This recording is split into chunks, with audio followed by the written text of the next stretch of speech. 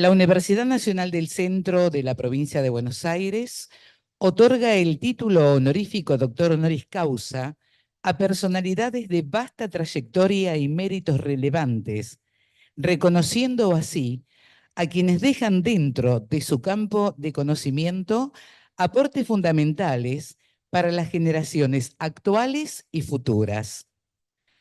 Concentrar en una persona el rol intelectual y el rol de maestro no siempre es posible, ya que la alquimia entre quienes producen saber y quienes apasionadamente lo transmiten suele ser compleja, dadas las demandas que conllevan una y otra actividad. Sin embargo, Fabián Salvioli logra esa alquimia perfecta. Fabián Salvioli es abogado egresado de la Universidad Nacional de La Plata, doctor en ciencias jurídicas. Sus estudios de posgrado, sus antecedentes académicos y su trayectoria profesional han estado siempre vinculados al campo de los derechos humanos. En todos esos ámbitos se ha destacado por la conjunción de la agudeza y la profundidad en el plano de las ideas, con un elevado compromiso con la defensa y la promoción de los derechos humanos.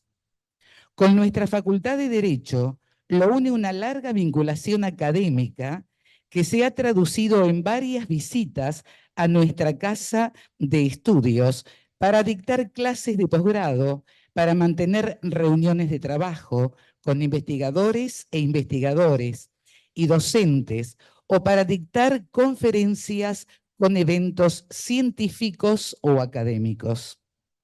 Es por ello que el Consejo Superior de la Universidad, a propuesto de la Facultad de Derecho, ha aprobado la designación como doctor honoris causa al doctor Fabián Omar Salvioli en reconocimiento a sus méritos excepcionales y por especiales vínculos con esta casa de estudios.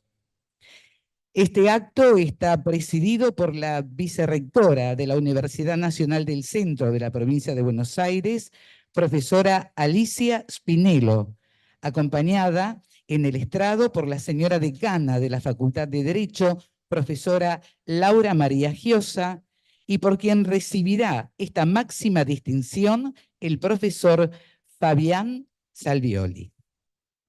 Se encuentran presentes además la secretaria académica de rectorado, magíster Natalia Gianberardino, el secretario de Bienestar Estudiantil, doctor Fernando Piñero, la directora del área de Derechos Humanos de la UNICEN, María Nazábal. Asimismo, agradecemos especialmente la presencia de concejales del Partido de Azul, de autoridades de la Facultad de Derecho, investigadores, investigadoras, docentes, estudiantes, graduados, graduadas e integrantes de la comunidad en general.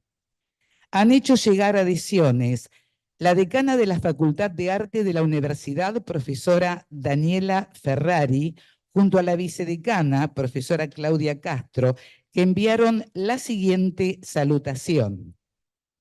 En nombre de la Facultad de Arte, saludamos y felicitamos la resolución de nombramiento de doctor honoris causa al profesor Fabián Salvioli, distinción que le honra profesional y académicamente y nos honra como universidad pública embanderada en la promoción de los derechos humanos.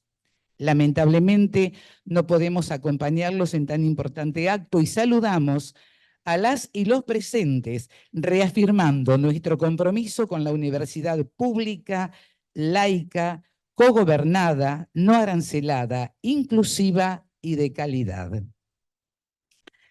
También la Asamblea Permanente por los Derechos Humanos de Azul nos ha hecho llegar el siguiente mensaje.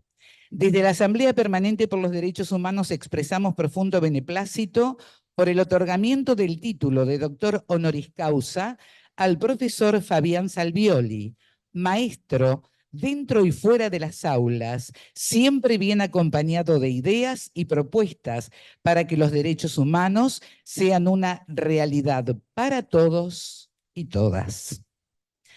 Para dar comienzo a este acto, los invitamos a ponernos de pie y a entonar las estrofas de nuestro himno nacional argentino.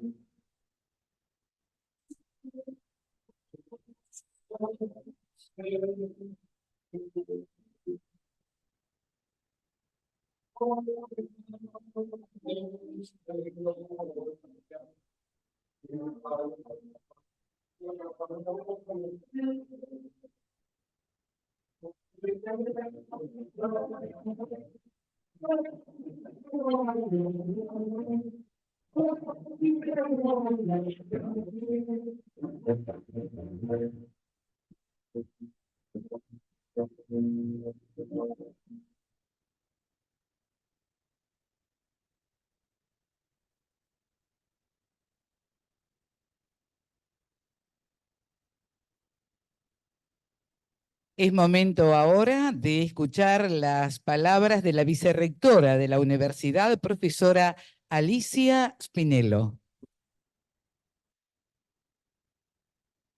Estimado Fabián Salvioli, señora decana, comunidad de la Facultad de Derecho, autoridades, docentes, no docentes, alumnos, alumnas, graduados, graduadas, público en general, muy buenas tardes y bienvenidas y bienvenidos a este acto.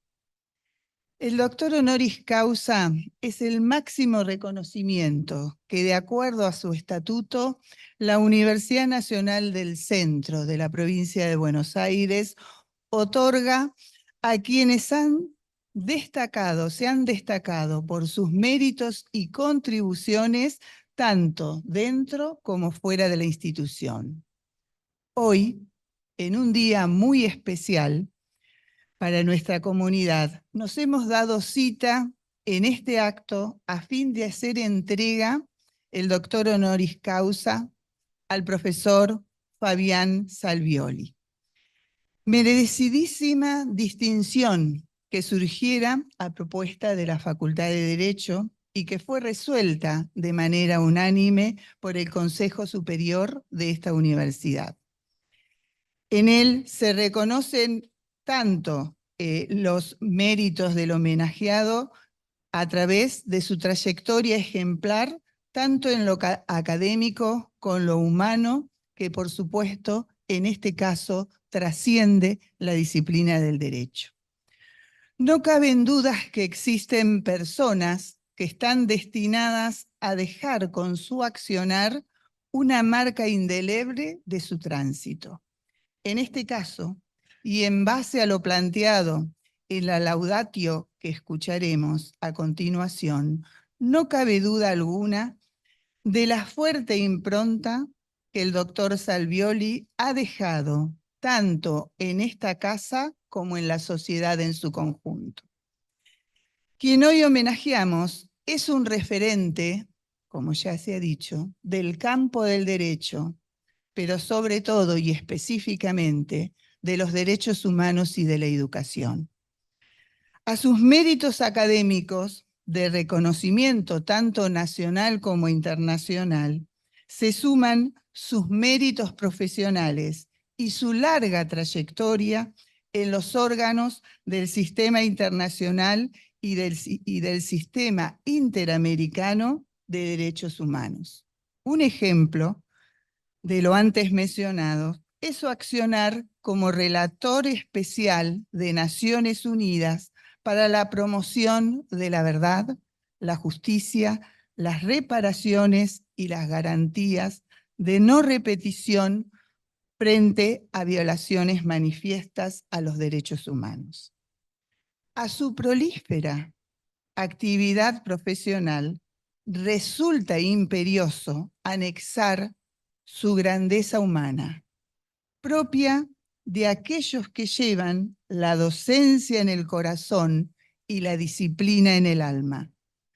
Muchos de quienes pasaron, seguramente pasan y pasarán por sus aulas de esta universidad o de otra universidad pública o otros espacios de formación, son también hoy reconocidos y premiados por esta temática que hoy más que nunca nos convoca, que son los derechos humanos.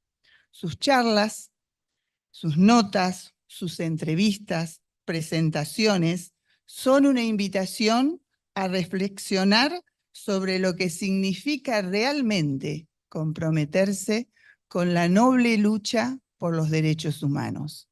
Seguramente su resultado será que cada uno de ellos, de los que han podido pasar por sus aulas o por sus espacios de formación, hoy son y serán una mejor persona y de esa manera contribuirán a crear un mundo mejor en el cual podamos vivir. Estimado profesor Fabián Salvioli, por todo lo expresado y por mucho, mucho más, imposible de resumir en estas palabras, es que es un altísimo honor para esta comunidad hacerle entrega del máximo reconocimiento académico que nuestra universidad otorga.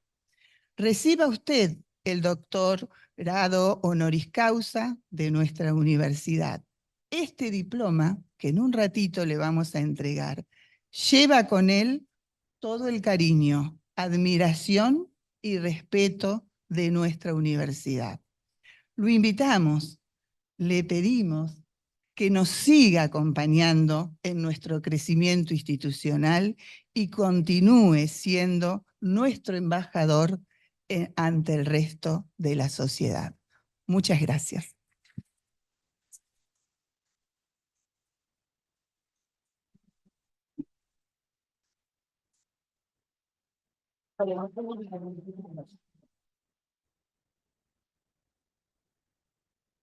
A continuación, la decana y profesora titular de la Facultad de Derecho, Magíster Laura Giosa, realizará la laudatio para la investidura de doctor honoris causa al profesor Fabián Salvioli. Muchas gracias. Buenas tardes a todos, todas y todes, señora vicerrectora, autoridades de la facultad y de la universidad, profesores, profesoras, estudiantes, no docentes, amigos, amigas, gente de la comunidad.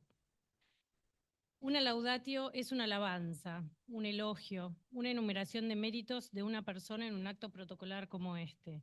Por ello se espera cierta formalidad de mis palabras, pero debo aclarar que por la persona que estamos honrando, mis palabras nacen de la admiración y el profundo cariño que tengo por el doctor Fabián Omar Salvioli. Como ya se ha dicho, nuestras normas estatutarias señalan que se le concede el título de doctor honoris causa a personas que se hayan destacado por sus méritos excepcionales o por especiales servicios a la universidad en la enseñanza y en la investigación.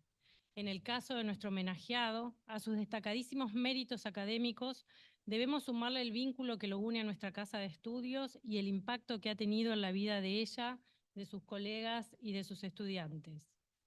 Debo también señalar que en las circunstancias actuales de cuestionamiento y vaciamiento de la educación pública y de las universidades, la distinción al profesor Fabián Salvioli cobra un significado especial. Estamos otorgando el título de doctor honoris causa en esta universidad a un eximio profesor y experto en derechos humanos formado orgullosamente en la universidad pública. Si me pidieran sintetizar los antecedentes o la trayectoria del doctor Salvioli, podría sostener que lo destaca una vocación profunda por la defensa y promoción de los derechos humanos. Su trayectoria académica y profesional es intachable.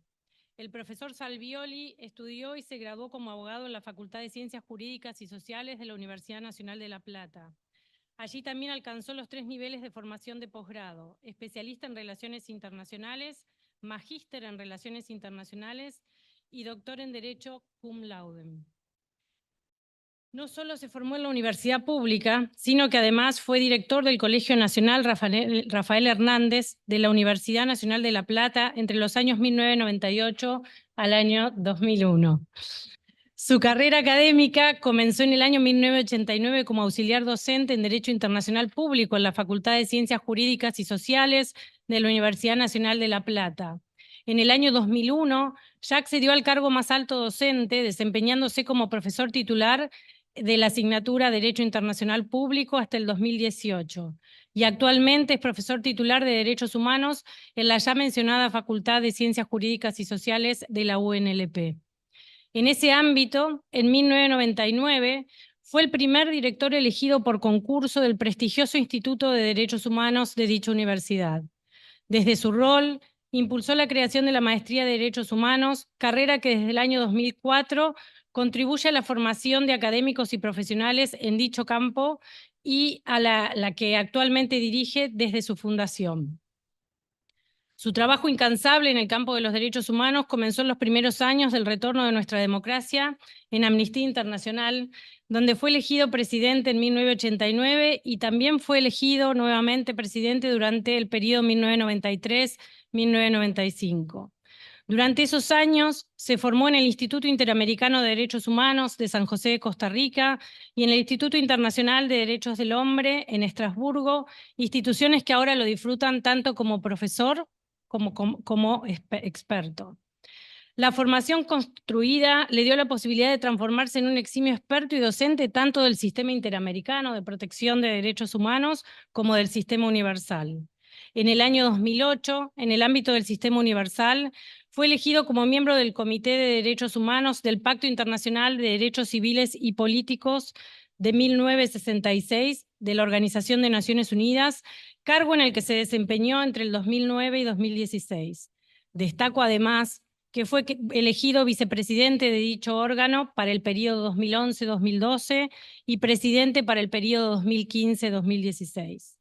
Al dejar el comité en el año 2018, fue designado como relator especial de Naciones Unidas para la promoción de la verdad, la justicia, las reparaciones y las garantías de no repetición frente a violaciones manifiestas de derechos humanos y graves al derecho internacional humanitario. En el ejercicio de ese mandato ha emitido diferentes informes temáticos e informes de visita que constituyen documentos de imprescindible referencia en el área. Su labor como relator concluyó hace unas semanas con su última visita a estados, en este caso a Suecia y a Finlandia. En el ámbito interamericano, el doctor Salvioli intervino como litigante en diferentes casos individuales ante los órganos del sistema, actuó como perito ante la Corte Interamericana de Derechos Humanos y fue presidente o integrante de tribunales ad hoc para la determinación de las reparaciones pecuniarias en casos finalizados por solución amistosa ante la Comisión Interamericana de Derechos Humanos, labor que he tenido el privilegio de compartir. Claramente, desde sus primeros días como estudiantes hasta su reciente rol como relator especial de las Naciones Unidas, el doctor Salvioli ha demostrado un compromiso inquebrantable con los derechos humanos, la justicia y la búsqueda de la verdad y también la reparación de las víctimas. Su trayectoria y su trabajo en el campo de los derechos humanos y de la educación le han valido el otorgamiento de diversos títulos honoríficos. Es doctor honoris causa de la Universidad Nacional de Rosario y también por el Instituto Universitario de Puebla. Es profesor honorario de la Universidad de Buenos Aires y de la Universidad Nacional de La Pampa. Es graduado ilustre de la Universidad de La Plata, ciudadano ilustre de la ciudad que lo vio nacer y personalidad destacada de la provincia de Buenos Aires. Tenemos que preguntarnos también, además de sus méritos y de todo el currículum que podemos presentar del doctor Salvioli, cuál ha sido su contribución al derecho internacional de los derechos humanos.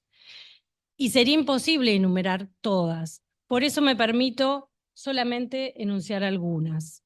Una de sus mayores contribuciones al derecho internacional de los derechos humanos fue la amplia interpretación de la perspectiva pro persona, lo que no solo hizo a nivel doctrinario y académico en su obra, por ejemplo, Introducción a los Derechos Humanos, en donde con gran lucidez determina los elementos que la componen y cómo se relacionan entre ellos para interpretar y aplicar el derecho de manera más favorable a la persona, sino que también en los informes finales y en las observaciones generales del Comité de Derechos Humanos queda claramente su impronta marcada. Uno de los elementos que marca como parte de esta interpretación es la inclusión de los enfoques particulares, como la perspectiva de género, la cosmovisión indígena, los ajustes razonables en materia de derechos de las personas con discapacidad, que son imprescindibles para la comprensión de los derechos humanos. Cada vez que explica esos enfoques, o en las oportunidades que tuve de escucharlo, señala que ninguna persona que trabaje en derechos humanos puede dejar de ser feminista. La aplicación de estos enfoques, y en particular de la perspectiva de género, se plasman con gran lucidez en cada uno de los informes presentados como expertos independientes que invito a leer, los que he utilizado también para enseñar su aplicación en más de una oportunidad en mis clases de posgrado. Del mismo modo, es necesario destacar el aporte realizado por Fabián Salvioli para dar respuesta a los cuestionamientos sobre la validez jurídica de los pronunciamientos de los órganos de tratado en su última obra, que tuvimos la oportunidad de presentar, La Edad de la Razón.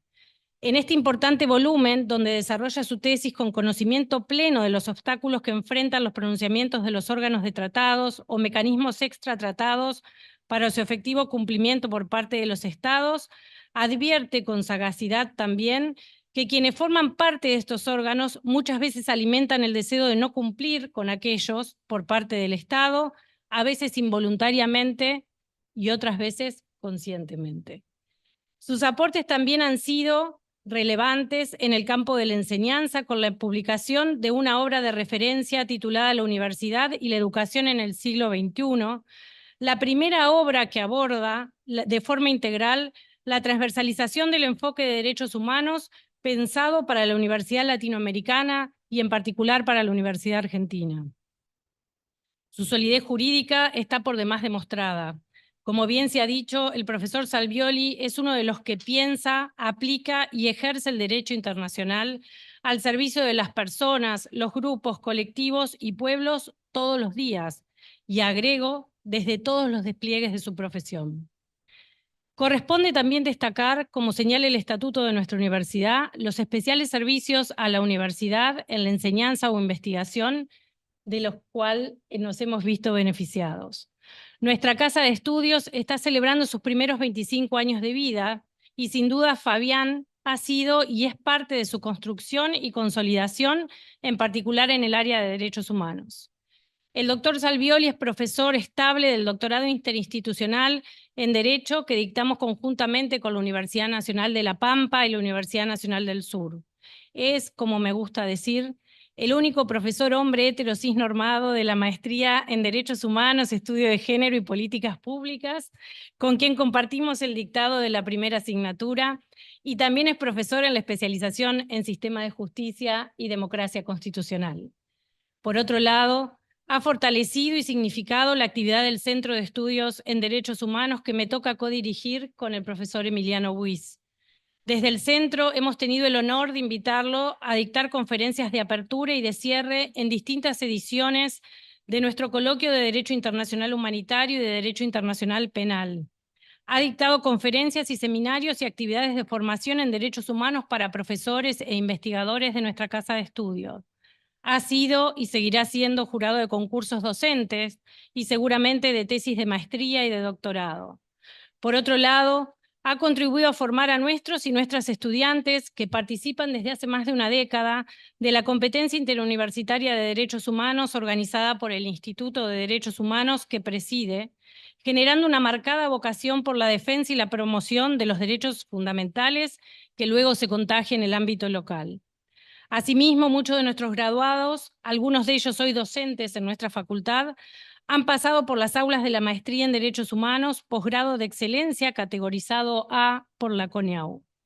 Su generosidad académica y de gestión, a partir de mañana, se verán plasmadas en el programa para la transversalización del enfoque de derechos humanos en la enseñanza del derecho, que será presentado a nuestra comunidad académica para su posterior aprobación y puesta en marcha, lo que nos permitirá contar con la presencia periódica del doctor Salvioli en la UNICEN.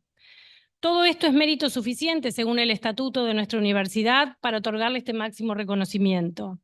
Pero más allá de sus logros académicos y profesionales, lo que verdaderamente distingue al doctor Salvioli es su profunda humanidad, su integridad y su incansable dedicación a la promoción y a la defensa de los derechos humanos.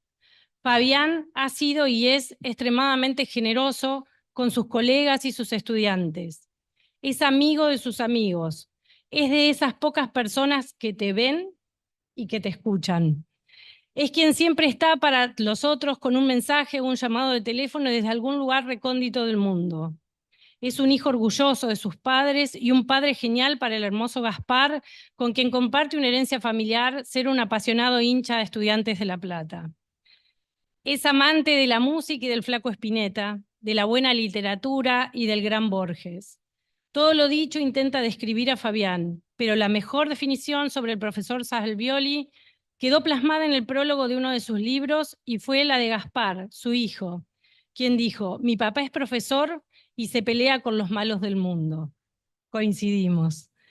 Nos une a Fabián su compromiso con los derechos humanos, su búsqueda incansable de justicia y reparación para las víctimas, su vocación por la enseñanza y por la formación en derechos humanos.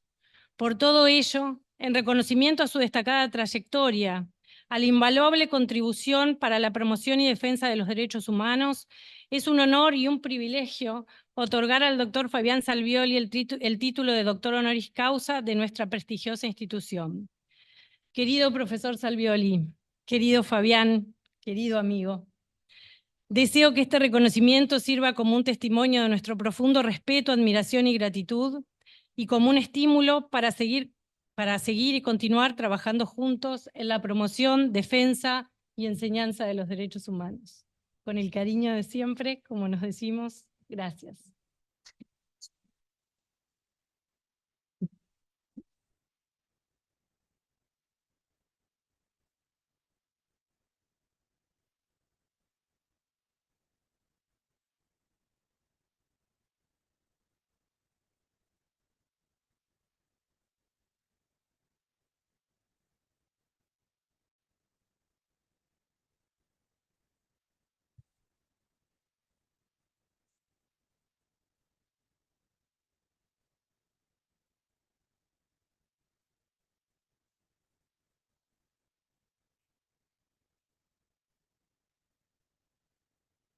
Daremos lectura ahora a la parte dispositiva de la resolución del Consejo Superior número 8.919 del 29 de noviembre del año 2023, en la que se reconocen por unanimidad los méritos por los cuales el profesor Fabián Salvioli recibirá hoy esta distinción.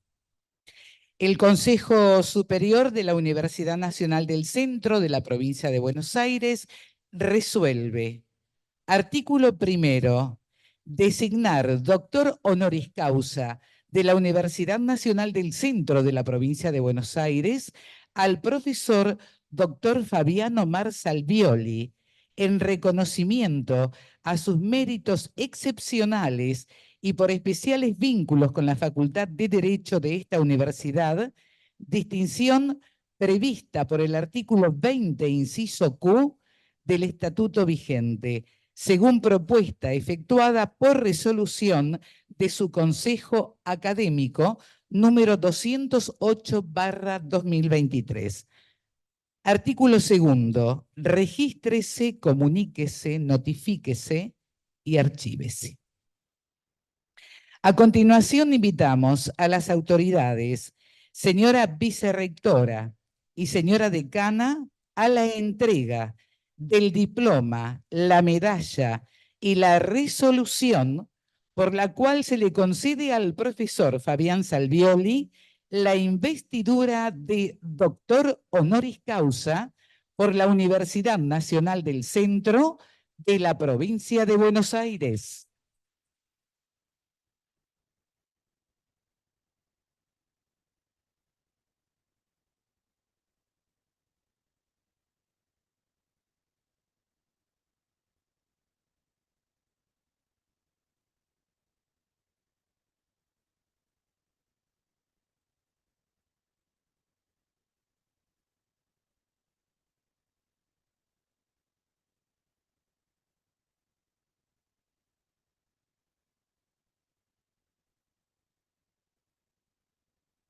Las profesoras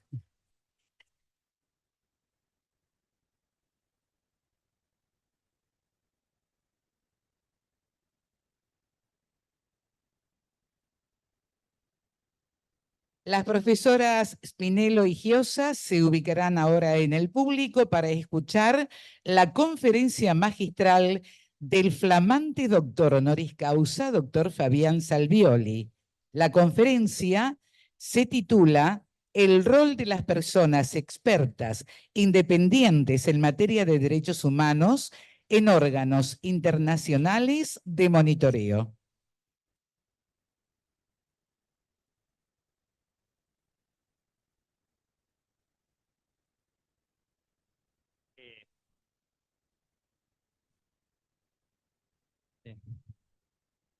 Qué lío, ¿no? Eh, Muchas gracias. Ustedes comprenderán que es muy difícil hacer uso de la palabra, y sin embargo debo hacer algo para justificar este acto de inconsciencia que ha cometido la Universidad del Centro. Y por supuesto, tengo que comenzar agradeciendo profundamente. Los reconocimientos tienen distinta densidad. eh, Pero los reconocimientos de los espacios académicos, de los espacios educativos, para quienes transitamos la universidad son decididamente particulares. Y a mí me encantaría que no me generen tanto vértigo, pero no puedo evitarlo. Así que estoy tan emocionado como conmovido, y por supuesto profundamente agradecido a esta universidad y a esta facultad, como lo estuve siempre, digamos, independientemente de esta ocasión. Quizás esta facultad no ha cometido errores y se ha permitido cometer el primero en el día de hoy. Muchas gracias por las palabras de la vicerrectora, Alicia Spinello. Muchísimas gracias a la decana, mi querida amiga Laura Giosa. Y efectivamente el vínculo con la facultad se remonta a mucho tiempo, digamos, a mucho tiempo incluso antes de que la visite, porque siempre hemos tenido vínculos con personas que han pasado por esta facultad por distintos motivos. Hemos trabajado y hecho alguna que otra travesura en programas de género. También hicimos una presentación sobre educación y derechos humanos hace varios años, que bueno, que mañana finalmente esa presentación se va a convertir en un programa que vamos a intentar desarrollar aquí y que estoy desarrollando en otra querida casa de estudios, que es la Universidad Nacional de La Pampa. Eh, por supuesto, en el doctorado interinstitucional hemos discutido un poco esta dialéctica que, a mi juicio, atrasa 100 años entre control de constitucionalidad y control de convencionalidad para decir de que no deberían pelearse, y lo que debería suceder es que se piense cuál enfoque en cada ocasión garantiza mejor los derechos, y chao. Y seguir esa cuestión. Me ha tocado participar como jurado de concursos, evaluador de proyectos y demás. Hemos compartido materias con Laura.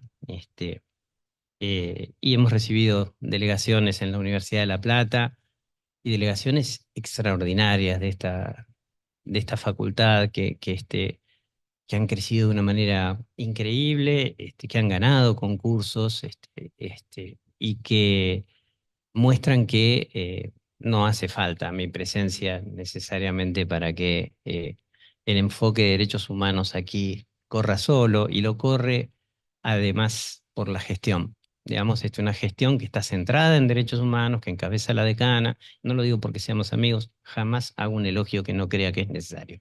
Como mucho me callo la boca, digamos, y entonces se sabe que sí lo digo porque lo pienso. Un trabajo extraordinario, centrado en derechos humanos, con todo lo difícil que eso implica y significa, pero marca un faro. No es la única facultad del país que tiene este enfoque institucional, pero es de las pocas, muy poquitas, muy, muy poquitas. Y entonces, claro, ¿cómo no va a sentir un orgullo doble o triple, digamos, de recibir una distinción en ese sentido? Me toca hablar de el rol de las personas expertas independientes en materia de derechos humanos en órganos internacionales de monitoreo. Quiero saludar, por supuesto, la presencia de todas y todos ustedes. Tengo una muy querida ex compañera de facultad que vive por aquí y que se ha venido desde Rauch para esto, una querida docente, codocente, que también hemos transitado la facultad en La Plata, que están aquí, personas que están siguiendo el acto por internet y que se suman a este cobijo incómodo que recibo. Y he decidido abordar el, el tema que me han propuesto en 7 problemas. Cuando Laura me propuso este tema, me resultó interesante porque nunca solemos pensar en esto, ¿no? No es una charla común que se dé, ¿no? ¿Cuál es el rol que tienen las personas que participan en órganos internacionales de derechos humanos? Y hacerlo un poco a partir de lo que uno ha visto desde la cocina. Y como siempre me gusta hacer 7 puntitos, he decidido arbitrariamente que sean 7 problemas, ¿no? Identificados aquí. El primero es cómo se llega a integrar un órgano internacional de derechos humanos. Y es un problema. Y es un problema porque no siempre las mejores personas llegan a los espacios. Y probablemente yo sea un claro ejemplo de ello. El proceso para llegar a una candidatura está innecesariamente politizado, demasiado politizado. Y no debería ser así.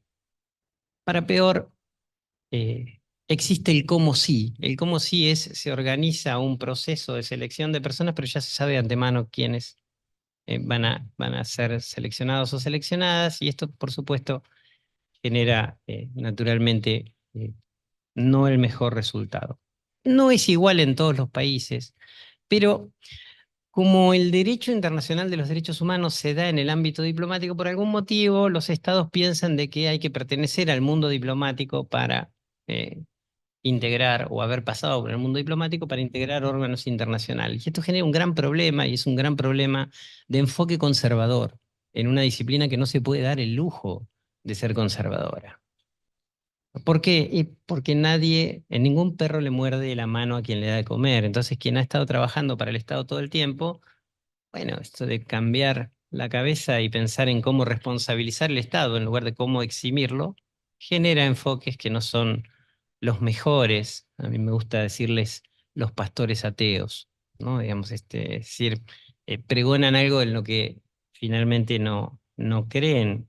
Eh, el proceso de selección posterior también es un problema, porque son los estados los que votan. Son los estados quienes presentan candidaturas, al menos a órganos de tratados en el sistema universal o a la Comisión y la Corte Interamericana de Derechos Humanos, digamos.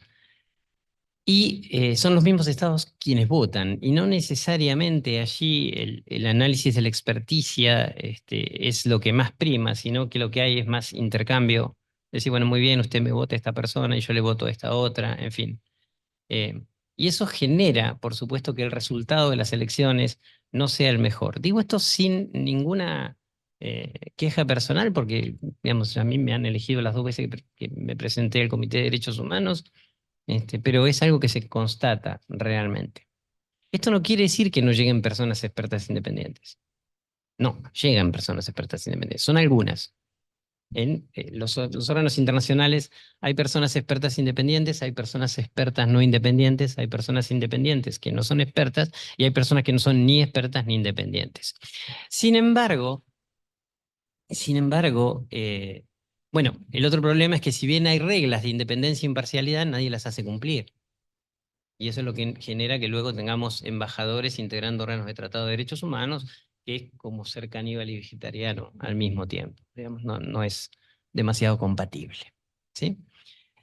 Sin embargo, nada de esto quiere decir que el sistema no funcione. Yo estoy destacando algunos problemas. Creo que podrían avanzarse en soluciones cuando la política pública es seria y se hace como corresponde para que el proceso sea lo más democrático posible. Y lo que sí sucede es que algunas personas expertas independientes llegan, digamos, porque en el medio del berenjenal, bueno, algunas llegan, 3, 4, en un órgano de 18. Pero esas personas que tienen experticia, que tienen independencia, que tienen solidez, asumen liderazgo, obviamente. Asumen liderazgo y es mucho más difícil discutirles conceptualmente, ¿no? Yo he tenido colegas en el Comité de Derechos Humanos de una solidez extraordinaria, extraordinaria, frente a lo cual quien intentara politizar un poco el debate salía, digamos, muy mal. Salía muy mal por el nivel del debate que se presentaba. Luego hay, por supuesto, personas más conservadoras, menos conservadoras, pero ese no es el problema. El problema es cuando la imparcialidad y la independencia es solamente un rótulo. Y pasa esto en los órganos internacionales. Pero los órganos internacionales funcionan muy bien. Uno ve las sentencias de la Corte Interamericana y son extraordinarias. Uno ve los pronunciamientos del Comité de Derechos Humanos y son realmente muy buenos. Uno observa las opiniones consultivas o las observaciones generales de la Corte Interamericana o de órganos de tratados y realmente se observa una gran calidad. Y esto se debe a 2 cosas. La primera es a esas 3 o 4 personas que asumen liderazgo y tiran del tractor y viven y respiran derechos humanos. No descansan por trabajar en derechos humanos en toda y cada una de las cosas que efectivamente hacen. Y por el staff. Y el staff generalmente está compuesto de personas jóvenes.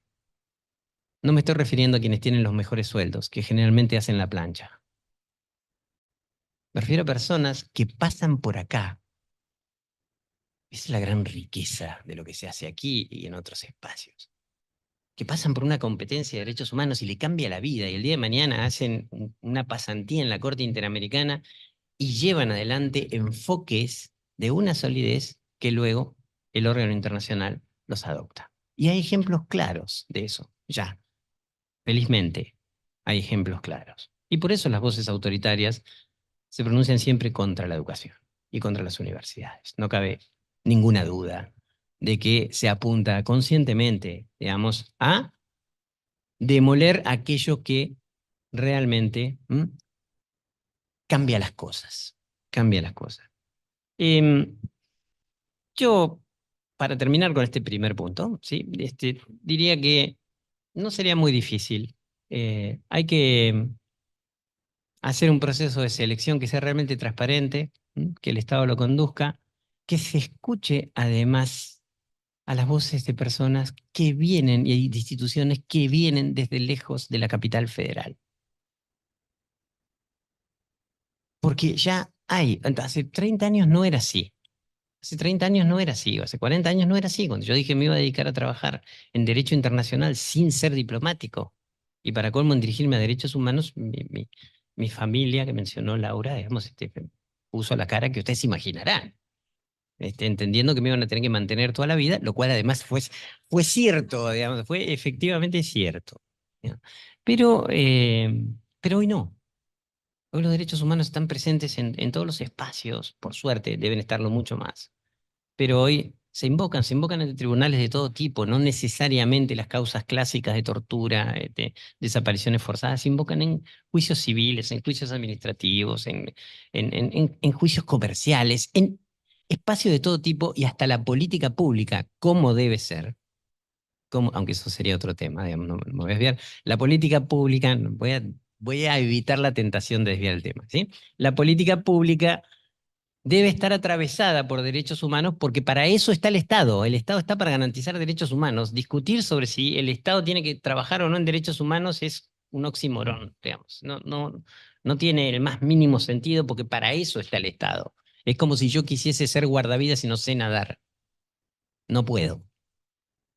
Entonces, el Estado tiene que trabajar en derechos humanos en todas sus dependencias, no en la Secretaría de Derechos Humanos, en todas sus dependencias, ver qué derechos están involucrados y cómo resolverle mejor la vida a la gente, porque de eso se trata la cosa pública. Y parece mentira que hoy estemos discutiendo estas cosas. Parece mentira. Y quienes integran los órganos del Estado no tienen opción de informarse debidamente en materia de derechos humanos para cumplir adecuadamente su misión. No solo porque si no fallan, sino porque mañana, si no lo hacen así, le regalan una condena grande como una casa al Estado a nivel internacional, en foros internacionales. Bien, este es el primero de los ítems. Con procesos transparentes de selección y con buen enfoque y escuchando y entendiendo de que hay vida fuera de la capital federal, digamos, yo creo que podría darse un salto de calidad en ese sentido en nuestro país, independientemente de que se han propuesto personas realmente muy buenas, no estoy diciendo que no, pero de lo que se trata es que lleguen las mejores personas. Y cuando me postularon a mí, yo tampoco era el mejor que había en este país para eso. Digamos. Entonces, el hecho de que yo me haya visto favorecido, beneficiado, de casualidad además, porque mi nombre lo tiró una estudiante de la maestría que yo dirigía, que trabajaba en el Ministerio de Relaciones Exteriores. Yo no tenía ningún vínculo. Cuando me llamaron para postularme al Comité de Derechos Humanos, yo pensé que era una broma, juro. Pensé que era una broma. De hecho, no respondí el correo electrónico porque creí que era una broma de algún amigo mío. Después, bueno, un poco a mí me tocó más el azar en ese sentido. En el puesto de relator es distinto, porque para el puesto de relator sí se puede postular uno mismo.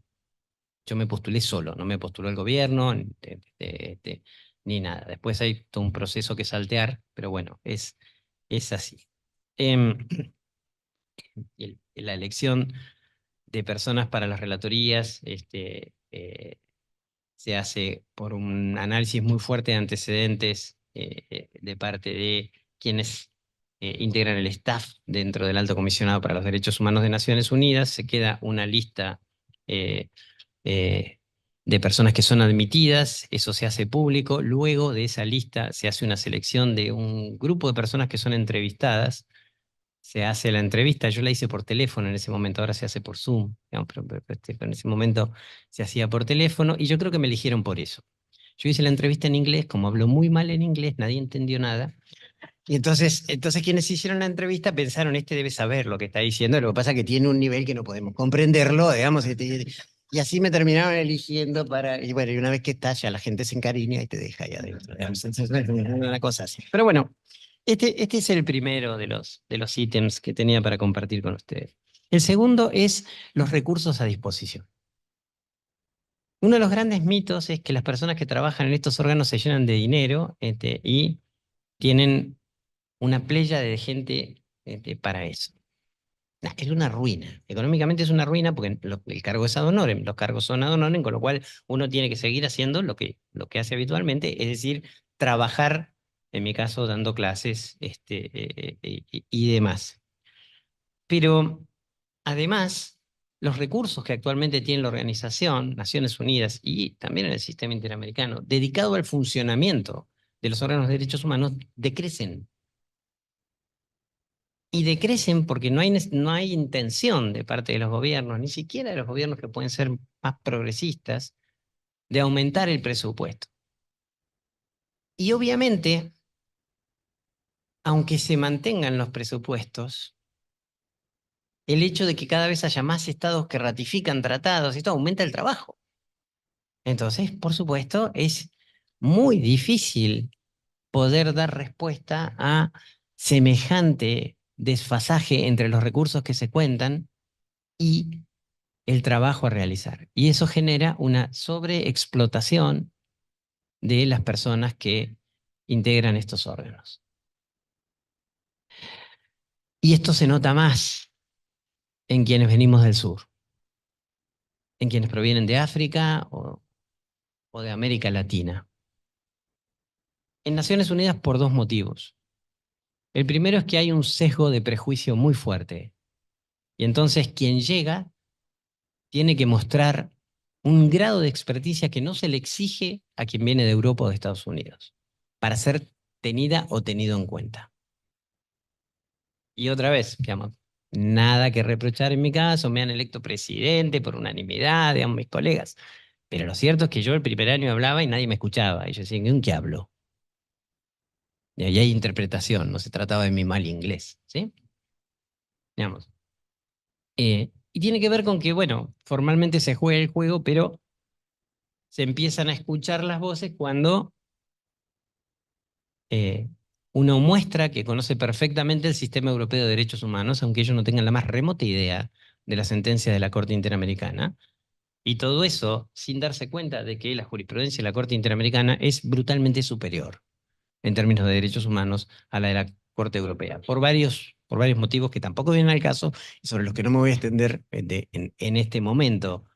Pero lo cierto es que hay que ganarse el espacio, bueno, desafiando. Y desafiando es con mucha solidez, con mucho esfuerzo, con mucho profesionalismo y planteando disidencias. Entonces, cuando ven que alguien les hizo 60 disidencias en casos y esas disidencias están fundadas y quienes son sus estudiantes en otras universidades del mundo dicen, che, pues este voto disidente parece más razonable, entonces ya te empiezan a mirar de otra manera y te empiezan a tomar un poco más en cuenta. Pero es algo que a un europeo o a alguien de Estados Unidos no se le exige. No se le exige. ¿Que hay gente impresentable que llega de América Latina y de África? Sí, claro, por supuesto que hay gente impresentable. Pero la impresentabilidad, si es que la palabra existe, es menos criticable en quienes son impresentables y provienen de Europa o de Estados Unidos que en quienes son impresentables y provienen de América Latina. Y al revés, la experticia es mucho más valorada cuando se proviene de ese norte global y menos valorada cuando se proviene del sur.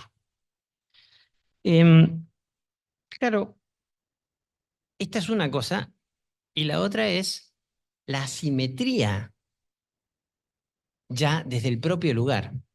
Yo debo agradecerle muy profundamente a la Universidad Nacional de La Plata que a mí me ha permitido desplazarme sin molestarme diciéndome que cumpla con el dictado de clases. He tenido que adecuar mis clases a cuando yo estaba acá, con lo cual mi vida pasó a ser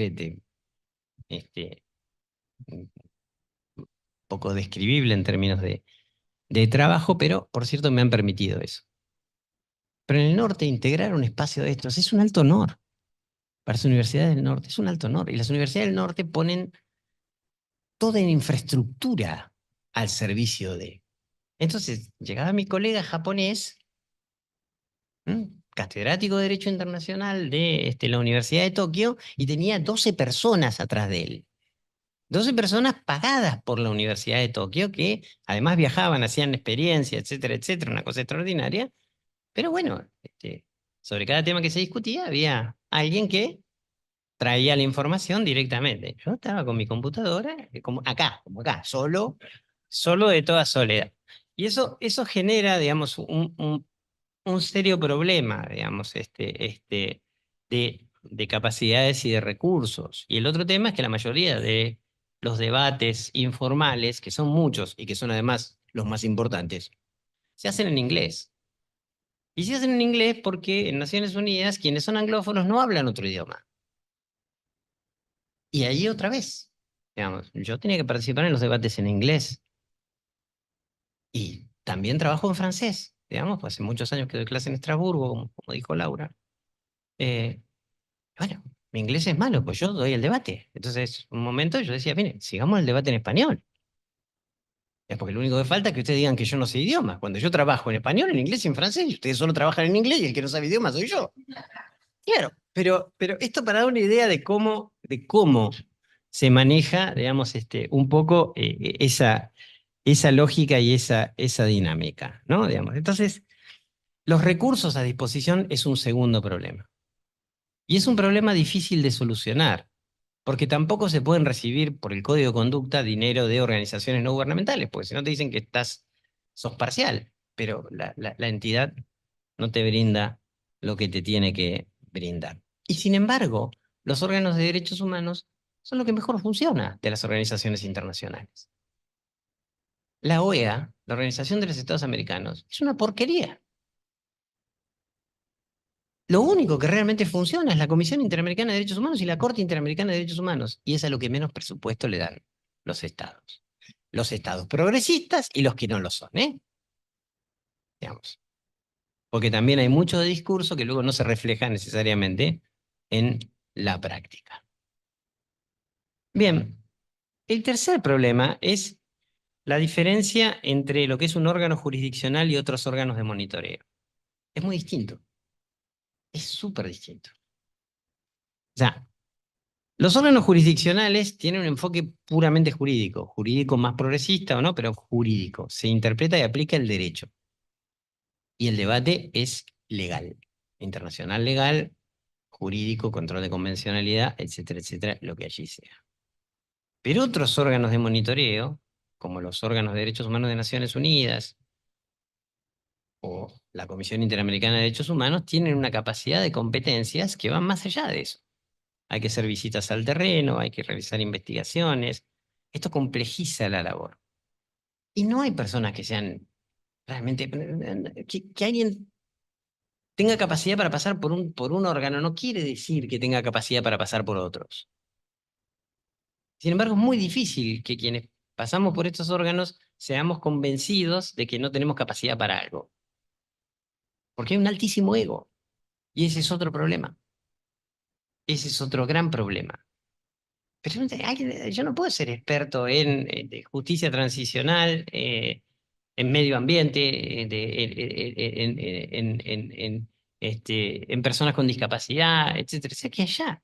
Entonces hay que saber abrir el juego desde ese punto de vista. Y no puede ser esto una carrera por ver qué órganos se ocupan y qué órganos no se ocupan. Pero es difícil dejar este lugar porque es un lugar muy bonito. Y ese es otro problema. ¿Sí? En todo caso, la labor es compleja, digamos, cuando el banco de datos es tan selecto, ¿m? Y no todo el mundo puede... Bueno, eso le ha pasado incluso a los juristas más notables, ¿no? Que han integrado órganos de derechos humanos y luego han integrado otros órganos jurisdiccionales y su impacto no ha sido claramente el mismo. El cuarto problema es la diferencia de órganos de tratados y procedimientos especiales. Cuando me tocó pasar por el Comité de Derechos Humanos, yo pensé que no me iba a tocar nada más difícil. Porque además ahí, yo estaba con los libros. Además yo era chico, digamos, era joven cuando me eligieron. ese momento. Y claro, yo estaba sentado en la misma mesa con quienes yo leía, ¿no? Los textos ¿no? de personas, para mí eran los libros, eran, ¿no? Esa, esa situación tan fuerte. Y bueno, y uno le va agarrando la dinámica después y qué sé yo, lo otro, y ya después se da cuenta que los libros no son tan libros y que se les puede debatir y discutir y cambiar y qué sé yo, que toque lo otro que allá, y uno molesta los libros, y bueno, está bien, digamos, y así se trata, y después nos vamos a comer y a tomar un vaso de vino y ya está, ¿no? Digamos, bueno, como en todos lados, ¿sí? Pero bueno, yo cuando salí del Comité de Derechos Humanos entendía que nada iba a ser más difícil. Error. Los procedimientos especiales de Naciones Unidas, las relatorías, los grupos temáticos, pero fundamentalmente las relatorías, porque son unipersonales, son una picadora de carne. Porque a fin de cuentas un comité es un órgano colegiado, pero en la relatoría es tu nombre. Es tu nombre y tu trabajo. Y además vas al terreno, no vas a Ginebra, a un lugar con vista al lago, que es donde discute el Comité de Derechos Humanos. Vas a Gambia y te reunís con las víctimas del régimen de Jammeh y sus familias. Vas a El Salvador y están las familias de El Mozote, la masacre más grande de América Latina, donde además mataron 100 y pico de niños. Y uno ve las tumbas de los niños, y por más que uno trabaje desde los años 80 a la noche, no podés dormir. Y si podés dormir, mejor que te dediques a otra cosa. Además. Pero en ese sentido, el trabajo es mucho más complicado. Y la exposición a ataques de expresidentes de la República, digamos. El expresidente Uribe a mí me trató públicamente de abogado de terroristas, la vida. Lo cual es muy gracioso, porque entre otras cosas yo estoy diciendo de que la Jurisdicción Especial para la Paz de Colombia debería aplicar penas efectivas a quienes han participado en la FARC. Es decir, entonces, los ex líderes de la FARC te dicen de todo y el expresidente Uribe también, ¿no? Digamos, claro, un poco eso. ¿Quiénes te quedan de amigos, amigas? La facultad acá, digamos, ¿no? Pero bueno, un poco de eso se trata, ¿no? Un poco de eso se trata. Pero es un problema, digamos, estos mandatos individuales, mayor exposición a ataques y la presión que se hace. Además, por cada cosa que uno hace quedan 10 sin hacer. Eso es muy frustrante. Muy frustrante. Yo estaba escribiendo una rendición de cuentas. Esa es la otra cosa, nadie rinde cuentas. Yo estoy escribiendo una rendición de cuentas que voy a hacer pública sobre lo que hice estos 6 años como relator. Lo hice cuando fui al Comité de Derechos Humanos. ¿Por qué? Y porque la gente tiene derecho a saber qué hizo uno y qué no hizo. Digamos, son espacios públicos y el escrutinio público es muy importante. Y hay que elitizar el derecho internacional de la persona humana. Hay que realmente quitar ese sesgo elitista que tiene este. Bien, el quinto problema es más personal y es el ego. Es el ego. Ego del cual yo tampoco zafo. Me peleo con ese ego todo lo posible. Digamos, pues es muy fácil ver el ego afuera, pero no verlo en el espejo, ¿no? Y bueno, para no convertirse en un imbécil está bueno cuestionarse en ese sentido. Te hacen creer que sos una maravilla y no lo sos. Te lo hacen creer, digamos. Y lo peor que uno puede hacer es creérselo. En su justo medio, ¿no? Digamos, yo reconozco algún mérito, pero tampoco creo que yo he hecho cosas que otra persona no podría hacer. Sinceramente no. Lo que hago es meterle mucha garra al trabajo. Eso sí, pero eso lo puede hacer más o menos cualquier persona que le mete mucha garra al trabajo. Y seguramente aquí la enorme mayoría hace eso. Pero cuando estás en esos espacios y pasás muchos años por allí, empezás a creer que vos sabés y el resto no. Y te quita la capacidad de escucha. Y además de quitarte la capacidad de escucha, te impide aceptar algo que te das cuenta que es mejor, pero como no lo propusiste vos, no querés que se apruebe. Y eso, trabajando en derechos humanos, es imperdonable. Pero existe. Hay que entender que somos parte de una cadena y de un colectivo. Y además, cuando alguien plantea algo que es mejor y garantiza mejor los derechos, lo más inteligente que se puede hacer es subirse arriba del camión y decir, formé parte de eso. Y no lo contrario. Poder comprender que de repente, pero es que yo no, no sabía de esto, no lo sabía. Laura decía que trabajamos juntos en género. Es cierto, pero yo empecé tarde. Y empecé tarde porque yo no tuve ninguna capacitación en género desde 1982, que creí que trabajé, y sí, pasé por Amnistía Internacional, etcétera, y todo eso, y todo lo que, porque es cierto lo que dijo Laura, sí, presidí la organización, pero no tenía ningún enfoque de género, no lo tenía. Y en 1993, en Costa Rica, pues tuve una profesora que me hizo ver. Y entonces, ¿qué vas a hacer? Lo que tenés que hacer, esto es mucho mejor, es muchísimo mejor. Y a partir de ahí lo abrazás y trabajás para tener ese enfoque, digamos, cotidianamente, deconstruís aquello que no era tan bueno, porque eso también te hace mejor persona. No pasa nada. Entonces, cuando discutimos con los estados y te hablan de la práctica de la mutilación genital femenina como una cuestión cultural, mire, una cosa es la cultura y otra cosa son las prácticas culturales. Y esta práctica cultural es nociva y hay que cambiarla. La cultura no se va a perder porque no haya más mutilación genital femenina. Entre otras cosas, porque si no, seguiríamos con la esclavitud, que también era cultural. O sea, la vocación por crecer y por cambiar nuestros enfoques también es algo importante. Claro, siempre que esos enfoques efectivamente sean mejores para las víctimas, porque el otro problema que tiene el ego es que te empezás a sentir más importante que aquello por lo que trabajas.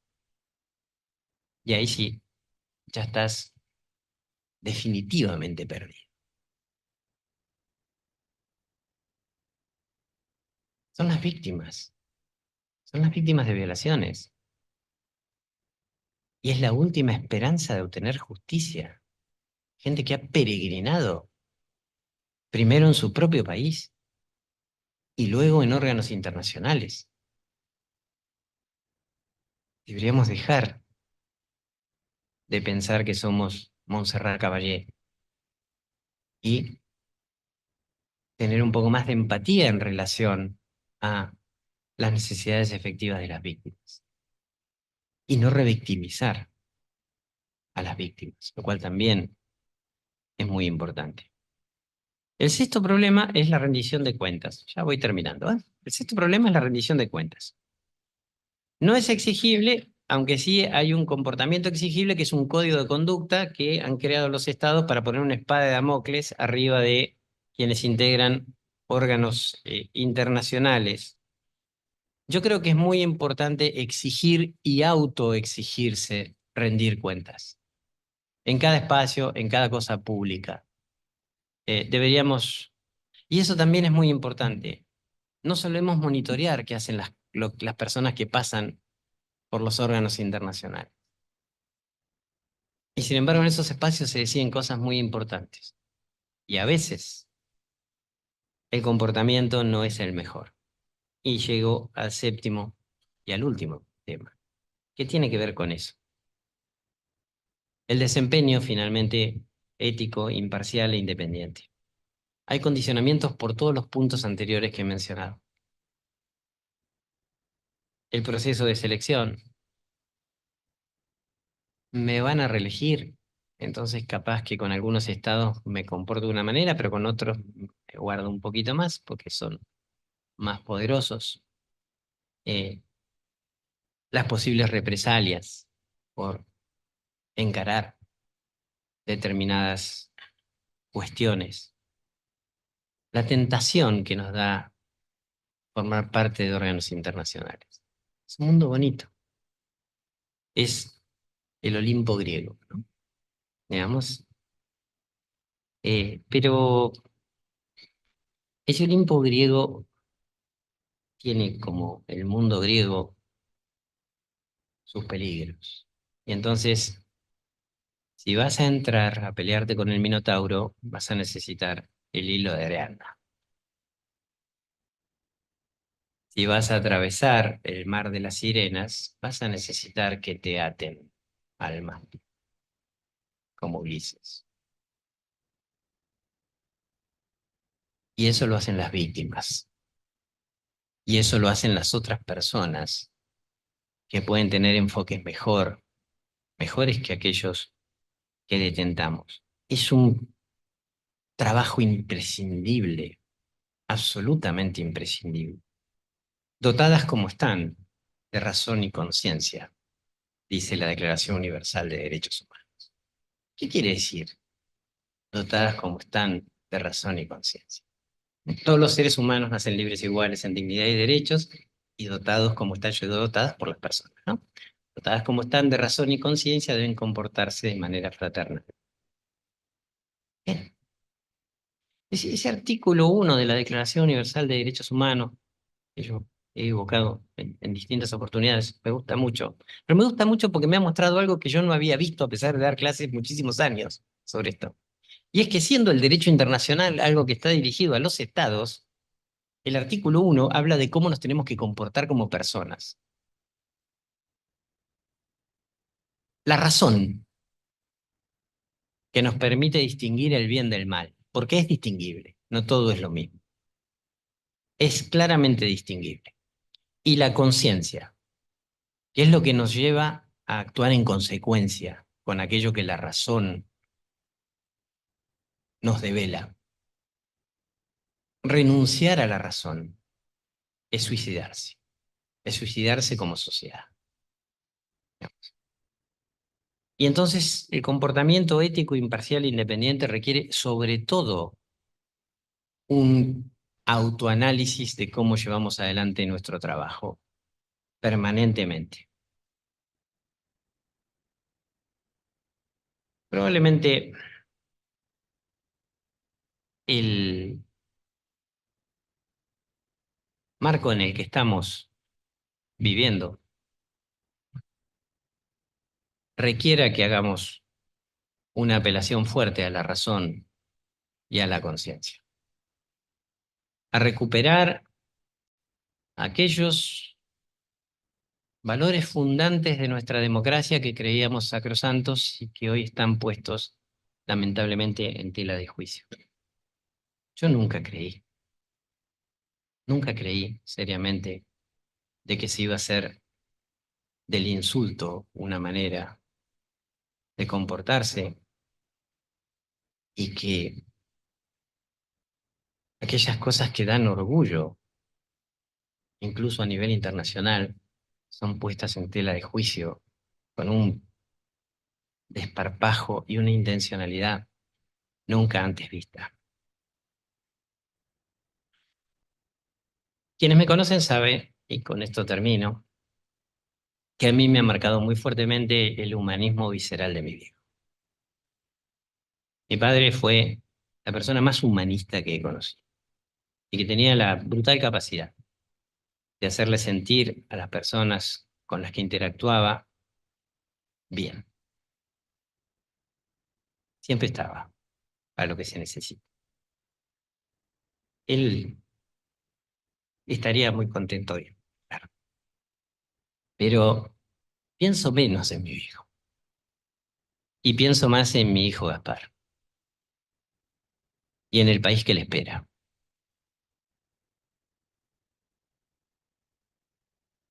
Y entonces quiero pedirles, señora vicerrectora, señora decana, queridas y queridos, amigas y amigos, que me permitan compartir este doctorado honoris causa con la escuela pública, con la educación pública y con la universidad pública. Esa universidad en la que estudiamos con Ana, que anda por ahí, esa universidad que hizo que un pibe de un barrio periférico de La Plata, que amaba jugar al fútbol dejándolo todo en la cancha y embarrarse hasta las orejas para ganar los partidos, y que al mismo tiempo a la noche tenía que prender la luz porque sentía miedo y no podía dormir. Que ese pibe haya llegado a lugares con los que nunca había soñado. Probablemente no tan merecidos. Hay siempre una buena dosis de fortuna que están alrededor de los trayectos. Entonces, a la universidad pública, este doctorado honoris causa, porque es finalmente quien hizo que yo lo reciba alguna vez. A esta facultad, a esta universidad, a la Universidad Nacional de La Pampa, en la cual también trabajo, en la UBA, en la que también trabajo, y a mi muy querida Universidad Nacional de La Plata, su escudito del Colegio Nacional, que me tuvo como alumno, como profesor y como rector, y que llevo a todo el mundo con mucho orgullo. Les agradezco muchísimo por la atención que me han brindado. Muchas gracias.